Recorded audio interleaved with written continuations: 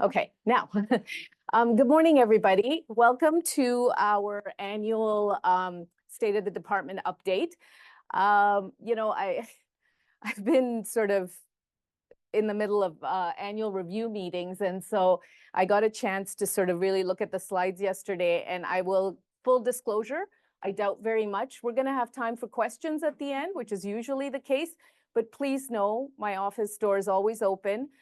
In September, I'm usually in annual review meetings from 7 a.m. till 5 p.m., but otherwise I'm around, so please don't hesitate to reach out if you have any questions about anything that's going to be presented. So another academic year has started, and I hope you all had a wonderful summer, had a bit of time to breathe and take a bit of a rest. I'm really looking forward to presenting to you what the department has been up to and hearing your thoughts as I continue these meetings. And then really getting a chance to see you this afternoon during our I guess, food truck picnic, if you will. So before we begin, let me just see. Okay, there we go. It just needed you to stand up, Andrea. I would like to respectfully acknowledge that we are located on Treaty 6 territory, a traditional gathering place for diverse Indigenous peoples, including the Cree, Blackfoot, Métis, Nakota Sioux, Iroquois, Dene, Ojibwe, Saulteaux, Anishinaabe, Inuit, and many others whose histories, languages, and cultures enrich our vibrant community. And of course, at the end of this month, we will be recognizing Truth and Reconciliation Day on September 30th, which both the university as well as Alberta Health Services has actually declared a stat day. So just keep that in mind. All right, so just, very quickly, we'll provide you a little update on our current departmental structure. I know it's hard to keep up with all the changes that have been happening. Outline challenges and opportunities the department is facing across the care pillars. We may not get to all of them, but we'll do our best and discuss the plan for developing priorities, both institutional, faculty, as well as departmental. So just a very quick reminder that our mission, vision, and values haven't changed to improve health and healthcare of current and future generations through excellence and innovation in education, research, and clinical care, which are, of course, our central pillars. And again, this is on the website, so if there's ever doubts about our raison d'etre, the why, as Simon Sinek likes to say, it's there. To be recognized for innovative education, research, and clinical care resulting in better health and healthcare locally and globally, and of course, our values. And I'm not going to go through all of these. I think we've had an opportunity this past year through our strat planning process to sort of revisit these, and they still stand strong. Yeah, and I'll leave it at that. All right, so I just wanted to start. It's really important for folks to know who is who in the zoo, because while we may not always know where to go or what the processes are, we do need to know where to go. And so that's why this is really important to me, and I want to just spend a little bit of time on this. So of course, we've got our university team led by Francois Bowman as our academic department manager. And then on the Alberta Health Services side, we've got our AMHSP and academic medical affairs manager, Fatima Sabandal-Acorn, who will be there at our AMHSP annual general meeting next Monday.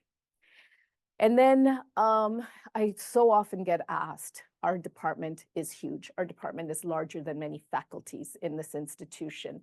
How do you do it? Well, you don't. You do it with a team. And, I can't tell you enough how grateful I am for my leadership team. The one thing the last 4.5 years has taught me is that without this team, all the individuals to follow, this department would not run. I got an opportunity, for those of you who were at the department dinner know that I personally had some challenges this past end of the summer, and really was eye-opening for me that no matter what, this department will continue on with with the individuals that are here and serve the department. They're so dedicated and so committed. So just again, my opportunity to thank Vijay, Evangelos, Jacques for everything they do.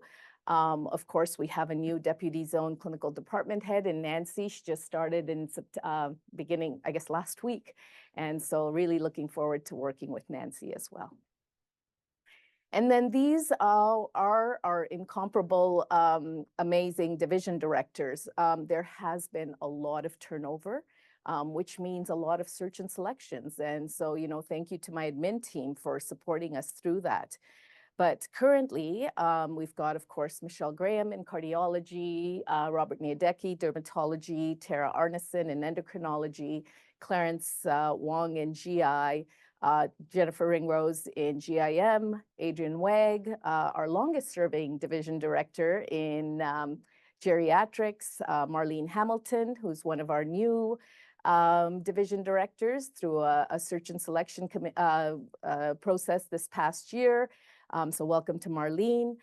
Dr. Karen Doucette, who is our second longest serving division director, section chief. There is going to be an announcement coming up about that in the coming weeks, so keep an eye on that.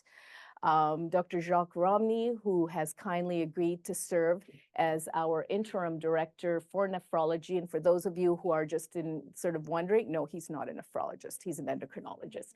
But, you know, he's kindly agreed to serve in this interim role in the short term. And then we have a new neurology division director and section chief, Dr. Penny Smythe, who has just taken over. Again, so had a search and selection committee a process rather, and she was selected for that. And then we continue to have interim in physical medicine and rehab, but we have finalized the search and selection. I'm delighted to report. There is an external individual that we are just in the process of negotiating with. And so really sincerely want to thank Dr. Jacqueline Hebert, who is taken over as interim division director, and Heather Lindstrom, who's been serving as interim section chief for quite some time. It's a lot of work, these interim positions. And then Sebastian Strobe in preventive medicine. And we renewed Dr. Giovanni Ferrara for a second term in pulmonary medicine. So I guess welcome back to him. And of course, Dr. Stephen Cates in rheumatology. And so this is just my opportunity to thank the outgoing individuals who have served for some time. Dr. Brian Wurzba, you may have heard, has taken over as president-elect for the Alberta Medical Association. So we'll be representing medicine at a higher level. And so thank you to him. And of course, Dr. Jennifer Ringrose will be serving as interim section chief in GIM, and we will begin that search and selection probably in the next month or so. Dr. Joe Brandwine completed 2 terms and a bit as division director and section chief in hematology. He's going to continue on in a clinical role, continuing his research and education. And so we're delighted about that. And Dr. Branko Brom completed his term as nephrology division director and section chief, and of course also continues to work in his research, education, and clinical role. And then just a few individuals to thank. Dr. George Elliker was acting or interim division director, section chief for neurology for a short time. I did see George here earlier, so thank you, George. I'm sure you were relieved to hand the reins over. Dr. Vivian Bushauer was interim DD for physical medicine and rehab for a short time, so thank you to her. And of course, as I said, Dr. Ferrara was reappointed. And then last but not least, you are going to see her today, but I want to take this opportunity to thank our Deputy Department Head, Dr. Elaine Yakishin. Elaine has moved on to bigger and better things within the faculty. Of course, she's in charge of faculty affairs in the Dean's office, which is a huge role, and I couldn't imagine a more deserving person. So thank you to all of them. And then, of course, our directors who run everything within our department.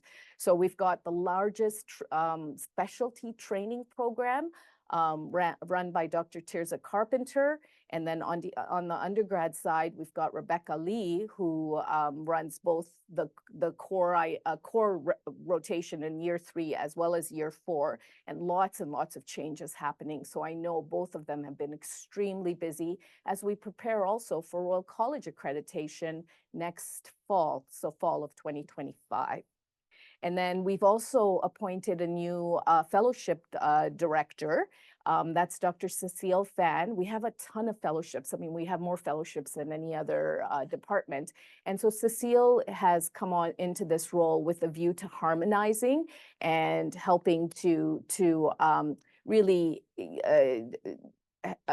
learn from her experience for both new fellowship programs as well as existing ones to ensure that we're compliant and able to continue to be sustained. And well, not last, but again, we have the largest graduate program in this institution.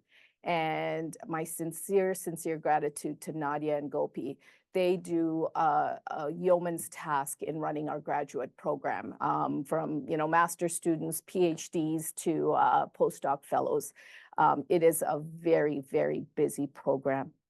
And then, of course, we have the largest number of clinical faculty, and Dr. Fraulein Morales is our director for the clinical faculty. So that means she looks after all the issues around clinical annual report reviews and stipends, and then, of course, the promotions process that has become so rigorous. And I think it's a model that other departments emulate, and certainly the faculty has emulated. And then last but not least is our Director for Equity, Diversity, and Inclusion, Dr. Lindsay Bridgeland. She has done so much work, and if we have time, she is going to try and present some of the work today, but depending on how things roll, we may have to do it in the future. But please keep an eye out in the newsletter. Lindsay prepares little sound bites. We've talked about EDI as one of these things where there are so many concepts and so many issues to tackle. And, it does feel like boiling an ocean and where to start. And one of the initiatives that she has developed is preparing sound bites. And the October newsletter, we're going to be posting a video that she and Dr. Tazin Leda have done. And just, the kinds of really innovative things that they're doing. Hopefully you've had an opportunity to see. And then, of course, our clinical site chiefs. Again, we likely won't have an opportunity to do a clinical update. I think that's better served at a different venue. But, our hospitals would not run without these individuals. So just want to take an opportunity to thank Tracy Bryan from the Grey Nuns, Dan Slabu at the Miz, Winnie Sia at the Royal Alec, Hernando Leon at the Sturgeon, and Fraulein Morales at the university site for keeping things going. I know on the inpatient side, we are so over capacity. We've all become used to hallway medicine. And of course, this is my opportunity to just say that there are a lot of unknowns right now with Alberta Health Services and how things are going to play out with Recovery Alberta. And so I know these individuals are under a tremendous amount of stress, along with all of us that work in the hospital system and in the ambulatory world in terms of what's to come. And so at some point, we will arrange a town hall to talk about things as they develop. But, just want to take a minute to shout out to these folks. And then we have, of course, our AMHSP Management Committee. So we are going to have an AGM next Monday for our AMHSP members. Hopefully you'll be able to attend either in person or remotely. These are the individuals who serve on the committee. I really, really, really rely on these folks for advice and counsel and really making rational decisions as your peers and, sort of having an impact on how we move forward with the AMHSP. I think, despite what I said earlier in terms of the challenges with Alberta Health Services and, with university budget cuts and things like that, I think what has really helped our department continue to grow and sustain has been the AMHSP. I still feel extremely optimistic and positive about it as we see continued expansion of the MHSP, including within you know, some indications that within the medicine program as well. I'm saying it very carefully, Francois. And this is this slide speaks to that. So we've actually added 11 AMHSP faculty to, I guess it would be 10 AMHSP faculty, including 5 academic faculty, 1 at the level of professor, 1 associate professor, and 3 assistant professors. And we've got additional folks coming. This is just for 23-24. We've added 5 additional clinical AMHSP faculty, 3 at clinical lecturer level and 2 at assistant clinical professor. And then we were actually able to hire a PhD scientist this year. Even though the university is frozen in terms of PhD hires, we have been able to find little pockets where there are priorities identified and other innovative ways to bring in PhD faculty. It is a source of concern, I know, for many of you, for many of us, that the university has had to freeze hiring of PhD faculty, but you know, it's something we'll continue to work through. And then we have been able to hire 34 clinical academic faculty at various levels, and then a total of 22 physicians, either locums or fee-for-service without CAC. So massive, massive undertaking. And, you know, again, shout out to our HR department who takes on a lot of this. And I can tell you, if you've come up to the offices, you know that sometimes it's chaos because we're trying to get all of this stuff done. So thank you to them, and thank you to all of you for your patience and working through this. So just very quickly, I wanted to highlight a few quick things. You've seen the leadership and faculty recruitment that we've been involved in. We did manage to finish our department strategic plan, which is in the next slide, and we've actually initiated our strategic plan objectives working groups. So we've got 5 working groups. I got an opportunity this summer to get an update on where things are at, and stay tuned at the end of rounds. There's a very important announcement coming about one of the groups and what we've been able to accomplish through some of the work that's been done with them. We've been able to implement wellness funds for the divisions. This is the 2nd year that we've done that. That's, I think, has had really positive outcomes. And then, of course, the Transitional Research Implementation Fund, which Evangelos will talk about a little bit, and then the Medical Education Grant Program, which Vijay will talk about a little bit later. And then just very quickly, you know, this was our strategic plan that we talked about at a previous grand rounds. We're in the process of implementation. I don't want to focus too much on this today, but November 1st. So we are turning 100 years old. Yay, happy birthday, Department of Medicine. And we're going to take this opportunity to celebrate that. And so if you haven't already heard, please try and find some time on November 1st. We're going to have a full day of events. The morning is going to kick off with the grand rounds. We're going to do a Q&A with our former living chairs. They're all coming in person. And it's just, I'm really excited about that. So it's gonna all be at Bernard Snell Hall. That'll be our 8 to 9 grand rounds. And then we are chronologically presenting all of our divisions and their history. And the division directors have been hard at work preparing those presentations. I'm going to present around our care pillars, and we're going to have a table with an update on our strategic plan. So without further ado, I'm just going to give you this little teaser.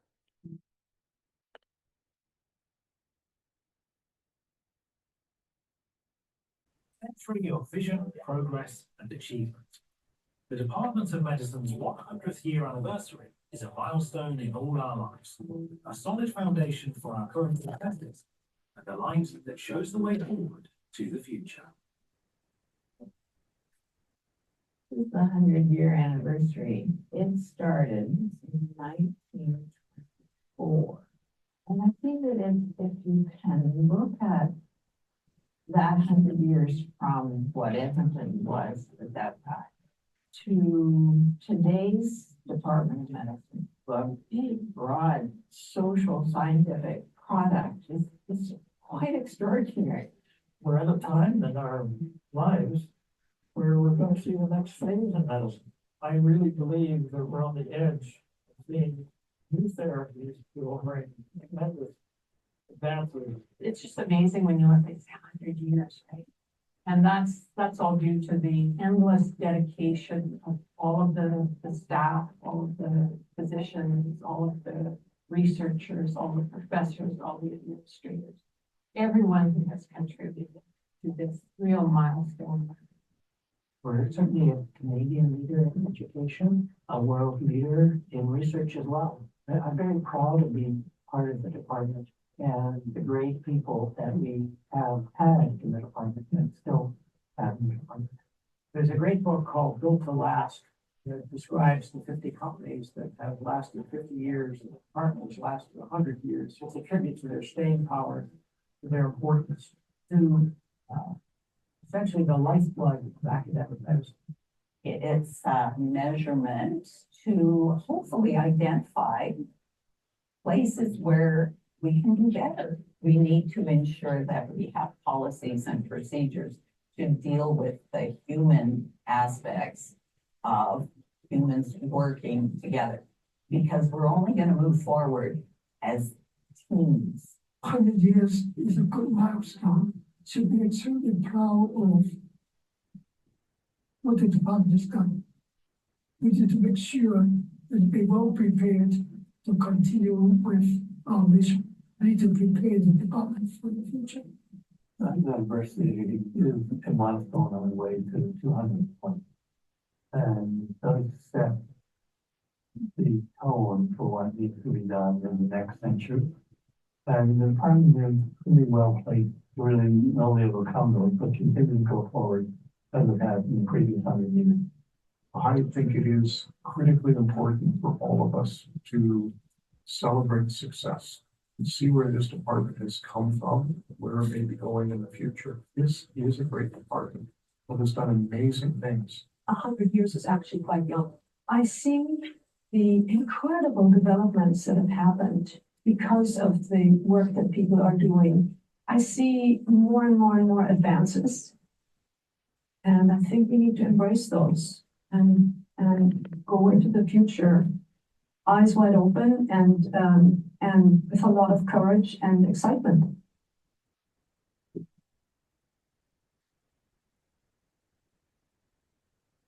Join us, November 1, 2024.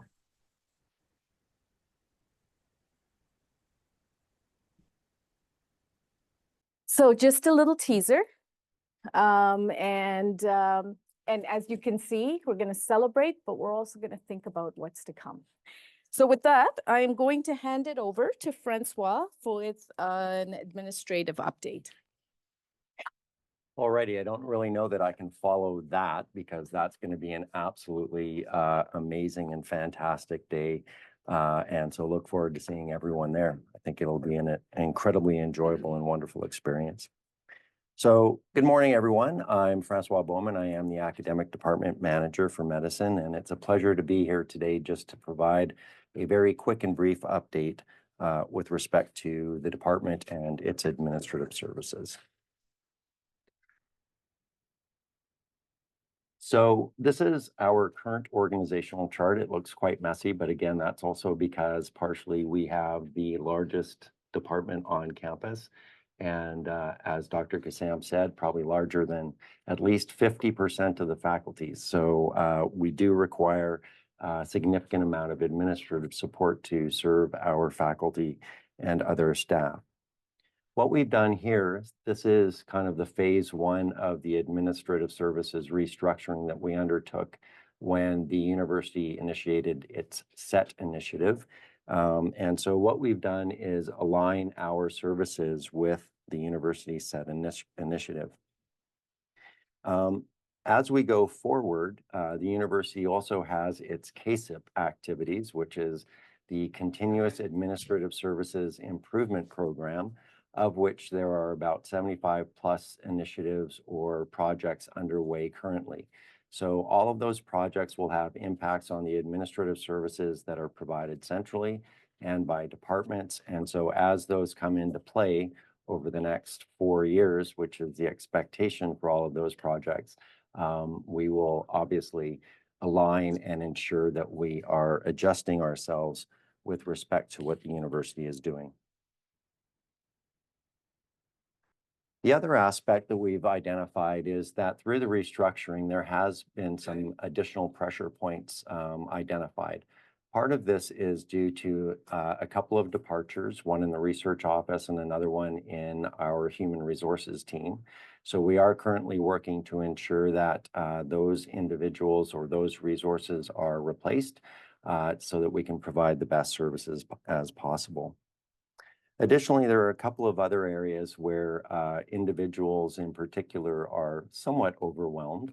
And so we are looking at some additional restructuring just to ensure that there are supports provided for those individuals to ensure continuity, but also the best services that we can provide. So we've initiated a little bit of a second phase, if you will, of the department restructure.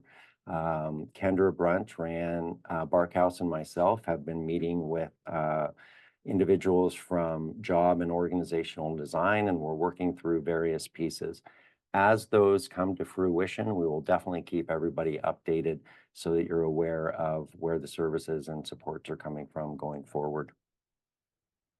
As well, based on the strategic plan that Dr. Kassam mentioned earlier, there will be additional changes. So one of the working groups from the strategic plan is actually looking at the service expectations for admin services from faculty, other staff, and learners. And as they create or determine what objectives that they would like to implement, that will also have an impact on how we structure ourselves, what kind of services are provided. And of course, some of that might be somewhat, unfortunately, resource dependent. The other thing that I just wanted to provide a quick update on, and this is just because it's been a bit of a hot topic lately, is space and security. So current issues in range from, hot water in the taps, elevators not working, IT infrastructure not working because of power outages, all the way to unwanted guests. So there's a massive range of issues that have been occurring within our various buildings, as well as flooding, which recently impacted the department, the chair's office, and other areas within the clinical sciences building. So for a couple of these, I just wanted to focus on providing a little bit of an update. So with respect to the elevators, because I know that people, especially the physicians, need to get from their offices to their clinics to see patients in a timely manner. The situation, unfortunately, at the university is that based on the age of a lot of our buildings, it can be very difficult to obtain the needed parts to actually repair the elevators in a timely fashion. This particular situation is exacerbated by what I like to call the elevator mafia. The elevator mafia is the fact that there are two companies in Canada that provide all the services for repair and replacement of elevators. And those two companies like to work together and make sure that they get paid as much as they possibly can for any services that are provided. So hopefully nobody here has family or friends working in the elevator business, but if that is the case, I do not mean to offend. I'm just saying what I understand. The other aspect is flooding. That has had a significant impact on a lot of individuals. As I said, the chair's office had to move for remediation work. I know that the Division of Nephrology has been impacted on more than one occasion and has had to move to different buildings based on space availability while remediation work continues. Again, this is based on the differentiation between old and new buildings and water pressure issues and various things that unfortunately the university just does not have the resources to fully fix, if you will.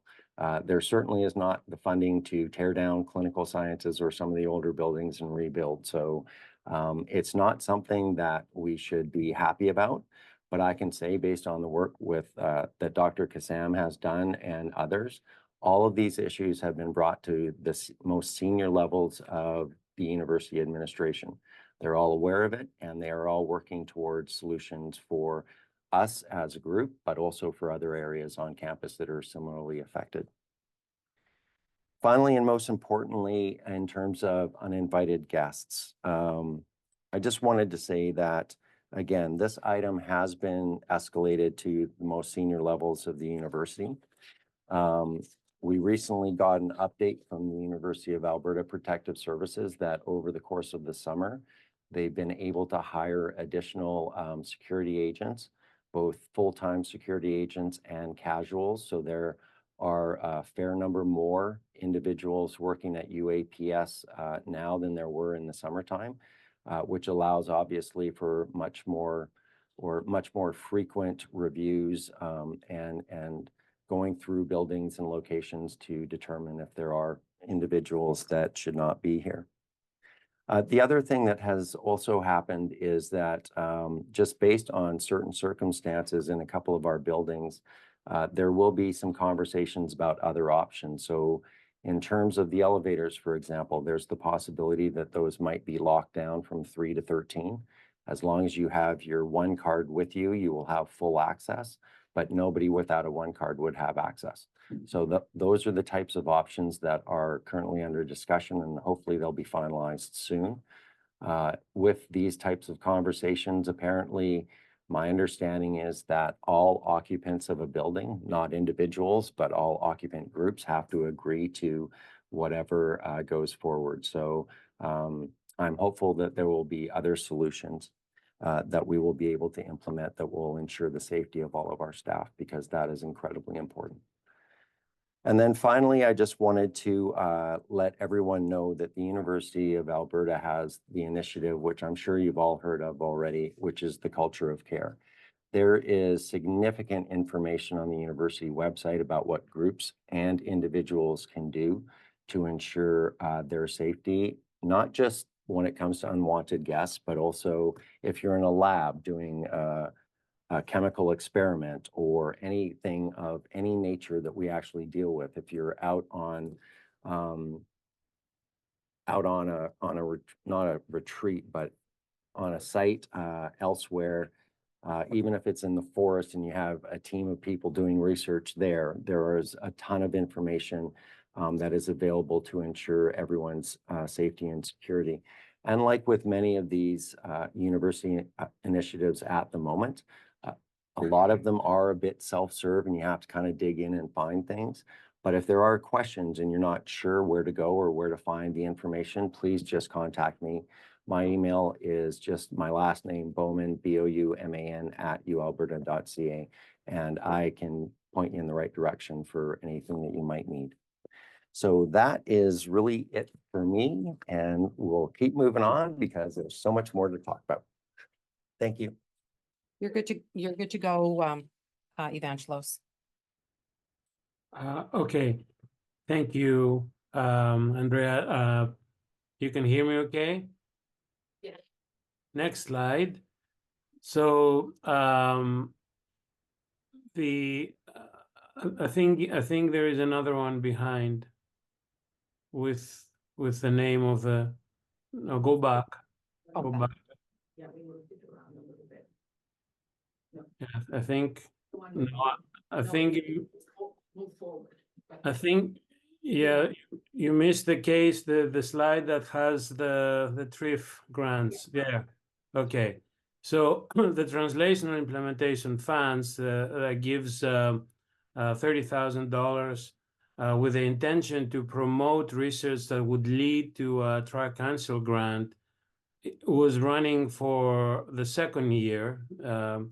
In 2024. You can see the last year's winners on the left, and you can see this year's winners on the right. Jonathan developing a pathway to detect cardiovascular decompensation in patients with congenital heart disease before it becomes clinically apparent. Toru developing an amazing in vitro technique with tumor spheres to detect the behavior of pituitary tumors in vitro and have it as a basis for personalized medicine. You can test what the cells growing in the tumor sphere do and select the best chemotherapy for the patient that gave you the biopsy from which you made the tumor spheres. And Cam Chan had a very sophisticated biology network explaining how the bone is critical in nerve regeneration following injury. Next slide. No, the before that shows the before that. I don't know why the order would change. Yeah. So the criteria were based on novelty, of course, and a pathway towards Tri-Council grant funding, feasibility. There was a little bit of a bonus for junior faculty. And the other criteria, well, you can see them on the slide. Next, the people that reviewed all these grants, we had 19 grants this year, more than the year before, is Michelle, Giovanni, Gopi, Glenn, Carrie, and myself. Next slide. We continue to do relatively well in our CHR funding. You can see for the academic year, our performance compared to either purely basic science departments that are on the bottom left, like biochemistry, or when you look at pediatrics, a similar department to us, we have essentially almost double the amount of funding. Yet the success rates of the university is not great, and there are a lot of efforts trying to improve it. Next slide. One of this is the internal review process. We have a parallel process with the faculty to review grants with people that had actual experience in reviewing grants and being in CHR panels. So for those that the review is mandatory, that is first time CHR applicants or junior faculty, we randomize them blindly to either the Department of Medicine review process or the faculty. This year we had three randomized,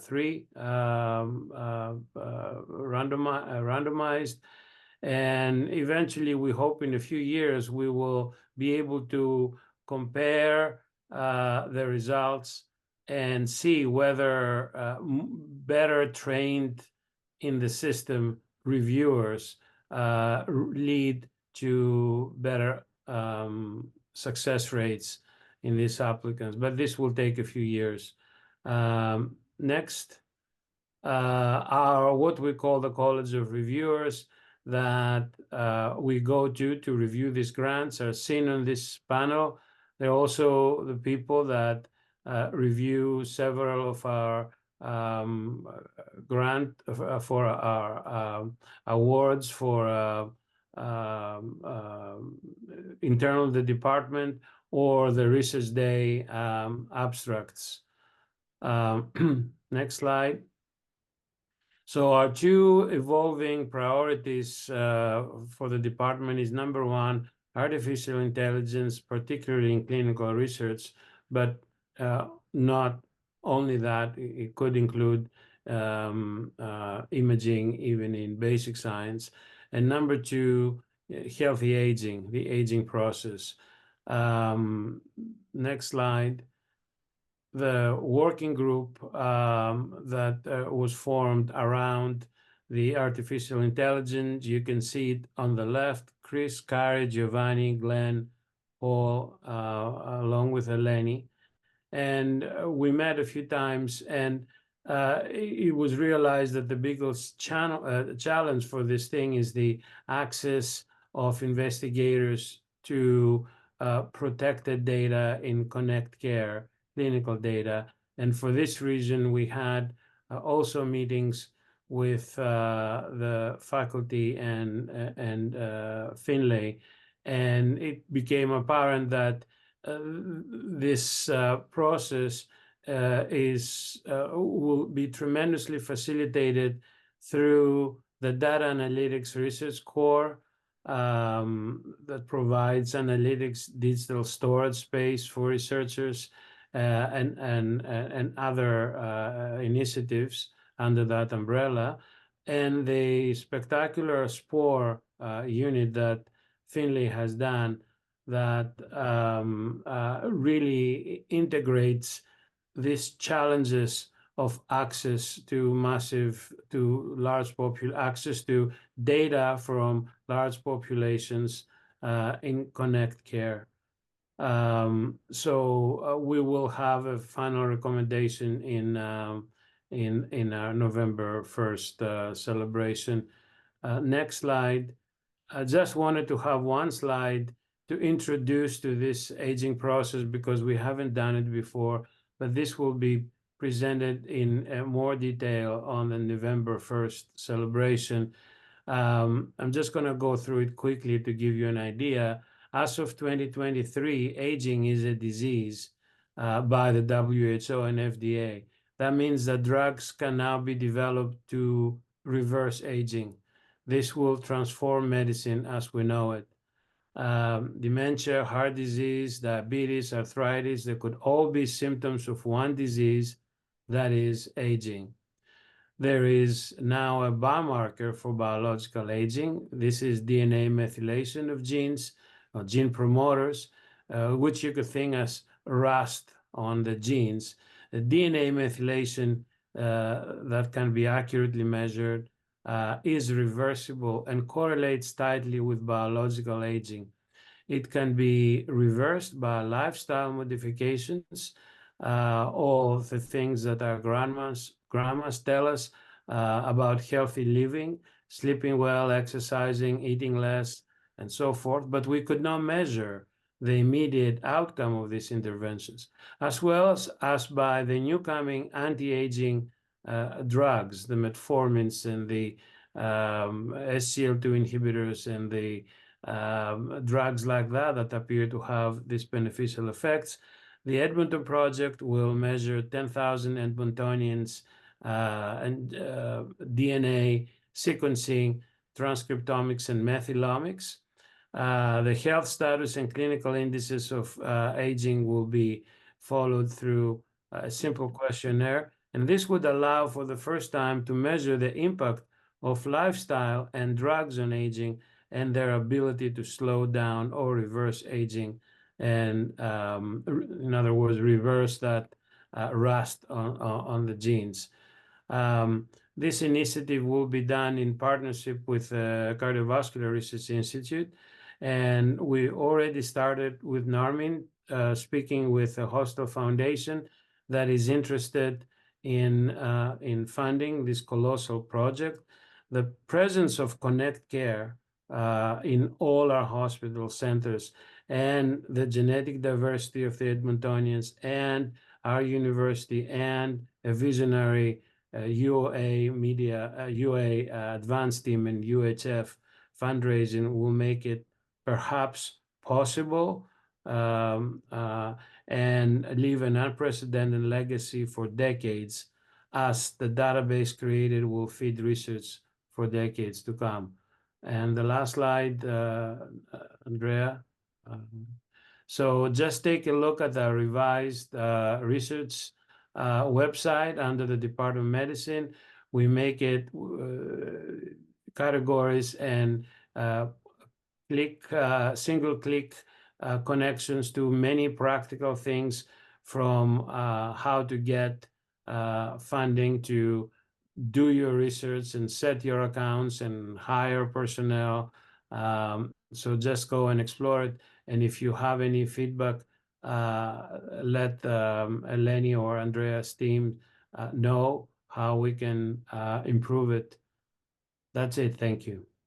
Thanks, Evangelos. Really appreciate people looking at that website and giving us feedback. We need to know what other things to add to it. We're trying to have a central place where, you know, whether it's new faculty or seasoned faculty, staff, or whoever can go to and look at very quickly. So thanks again, Evangelos. We're going to get a recorded update from Dr. Daniels. So just click here. Hello, I'm DJ Daniels, here to bring you the update in education faculty development. My apologies that I could not be there in person, but I'm out of town sharing a meeting. In the education side, I'd like to begin with some thank yous. First, to Craig Butler for his leadership as both program director in cardiology, as well as the lead for the cardiology fellowship program. And we welcome Janet Federatni as the incoming program director and Deirdre O'Neill as the lead for cardiology fellowships. In GI, we thank Brendan Halloran for his service as program director, and we welcome Sonia J. Kumar as the incoming program director. Huge thanks to Marlene Hamilton for many years of service as program director in hematology, and we welcome Lauren Bolster into that role. Thanks to Aldo Montano-Loza for his role as hepatology and liver transplant solid organ transplant fellowship director. And we welcome Carlos Marvelez into that role. Huge thanks to Mark Courtney for many, many years of service as program director in nephrology. And we thank Ainsley Everhart as she steps into that role. Huge thanks to Al McMahon, who's been rotating resident and medical student coordinator for many, many years, and welcoming into that role is Jay Bratnick. Turning to the PTPs, we thank Vasily Captain, who's in the principal teaching position at the Royal Alexandra Hospital, and we welcome Megan Liszczek into that role. And lastly, huge thanks to Elliot Sprague, who's in the principal teaching position at Raynham's Hospital, and we thank him for his many years of service. And we thank Dr. Kelly Ramsey for stepping into the role. You may have seen the emails with the videos, but I do want to draw your attention to two exciting things in the education side. We now have a Department of Medicine Medical Education and Research Assistant, or MIRA, what we're calling it for short. Her name is Ashley, and if you want to reach Ashley to access a lot of the resources that she'll be providing in a role as a research assistant, you can email mira@alberta.ca. If you have questions about what kind of things she can help you with, Ashley would be happy to discuss that with you. In addition, we have a new grant, a Scholarship in Medical Education grant, that is now open for application with the early bird deadline of October 3rd for the first round of grants. And you can email me at bdaniels@alberta.ca to get more information on how to apply. Moving on to faculty development. Here are some of the key things we offer you in support with the SPAR system, our mentorship program, as well as questions around promotion packages, and any opportunities in the department and general faculty development. So if you feel like you need some help, please feel free to reach out. In addition, we are continuing a partnership between the Department of Medicine and WellDoc Alberta, and the most upcoming offering is the mid-career focused session. So this is a dinner that goes over strategies and networking for mid-career faculty. And that's coming up on October 22nd. If you are quote unquote mid-career in the department, you should have received an email from me, but as my list may not have been exhausted, if you feel you fit the definition of mid-career and you're looking for opportunities to talk to other people about this phase of your career, feel free to email me at bdaniels@ualberta.ca. I'll turn it back over to Carmen. Thanks. I'm seeing smiles on everybody's faces, and I think it's from that soothing elevator music that we were just experienced. So BJ's in Ottawa, but thank you to him for providing this update. I just need to say a word about Elliot Sprague. Some or many of you will know Elliot is unfortunately experiencing really challenging times, and he has given us permission to share. His family is asking for some help. So if you get an opportunity, just reach out to Jennifer Ringrose and she can provide you with some more information in terms of what's going on. So that's just a little word I wanted to say. Dr. Elaine Yakishin has assured me that she can do this very quickly. So I'm still optimistic that we'll be done before 9 o'clock. So thanks, Elaine. I'm not even gonna put this on. We're just gonna speed through. Oh, Not that music again. Thank you, everybody. I appreciate you being here. Some clinical updates. And I'm very pleased that Nancy Zhu is taking the role going forward. Lots happening within the hospitals and really a lot of appreciation to everybody's work. Connect Care launched. We're now on wave 8. And ongoing support from a number of different people. As you can see, we have different initiatives, including approaches to ambulatory management, and the out-of-province restrictions are still ongoing. And we've worked around those. The director of the K Clinic is Christy Sharoon. We worked through the KEC Code Blue response, and it remains, K Clinic remains a 911 building. We completed work on dashboard and ongoing patient concerns work that we're actually working on at the moment, including with Pam. New face at the bottom, not to miss Pam. Thank you, Pam, for all of your work. Jennifer Woods is the new executive director for the University in Edmonton Zone Medicine Program, and giving a huge shout out to Yvonne Serrani, who's now retired. We've done a lot of work in terms of activities within for SCIC, the Strategic Clinical Improvement Committee.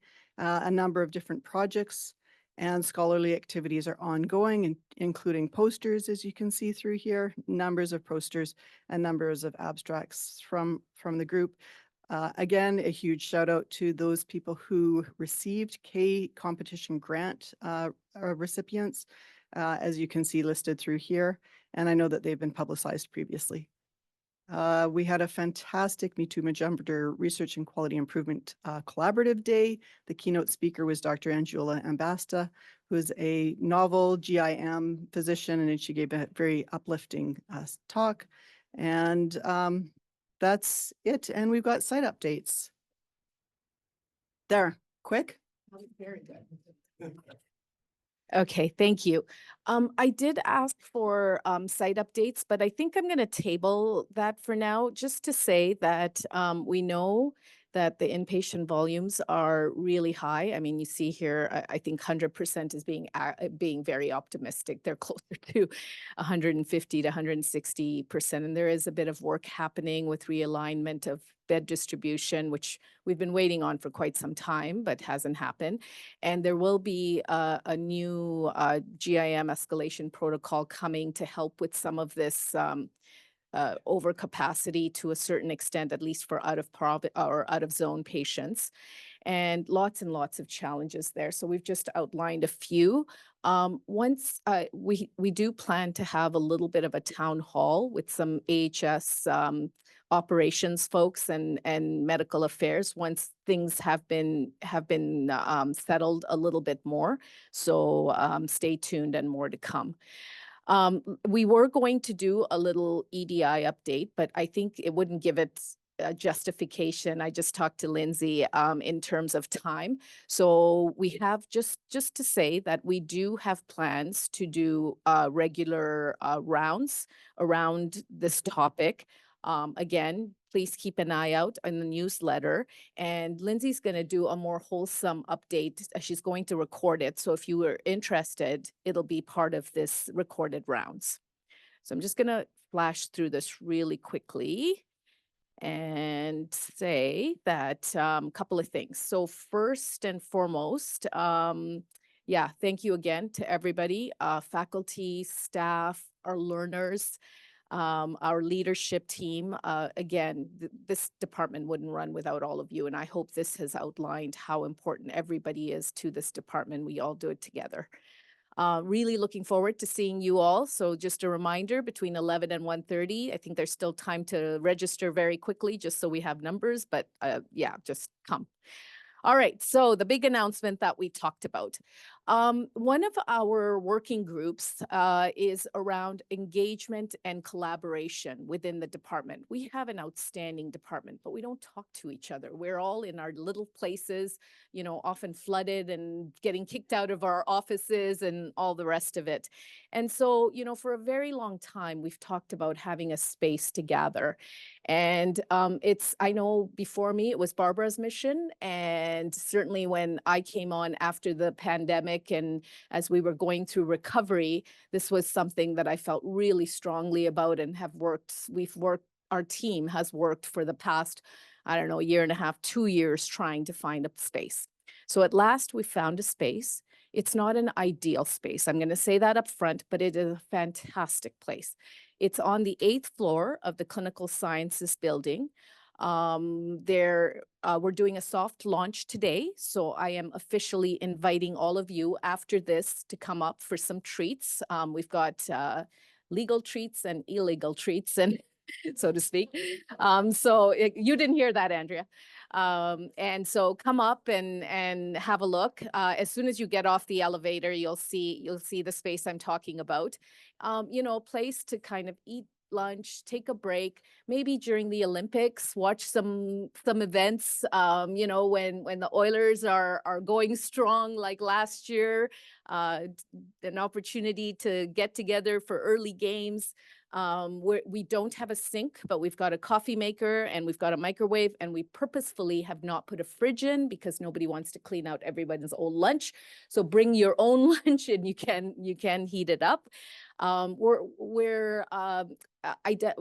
want to identify like little zones. And so just come and have a look so that we can tell you a little bit more about it.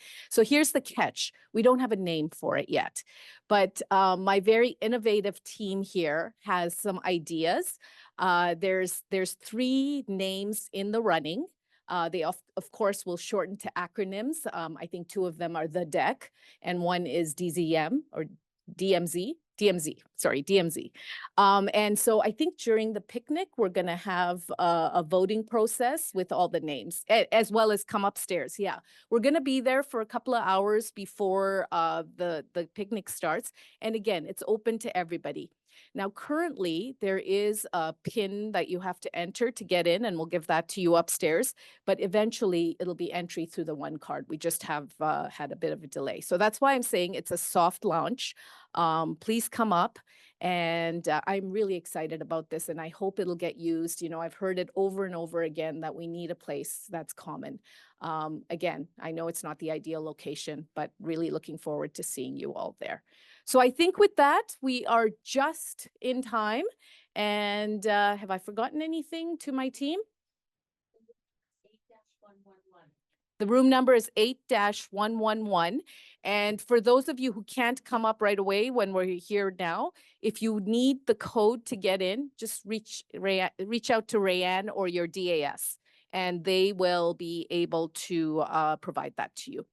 So with that, looking forward to another outstanding academic year. There is so much to look forward to this year. I hope we've shown that. And I know we're not perfect, but we're going to continue to improve with this amazing staff, faculty, learners that we have. I know that we're going to continue moving this department forward. So thanks, everybody.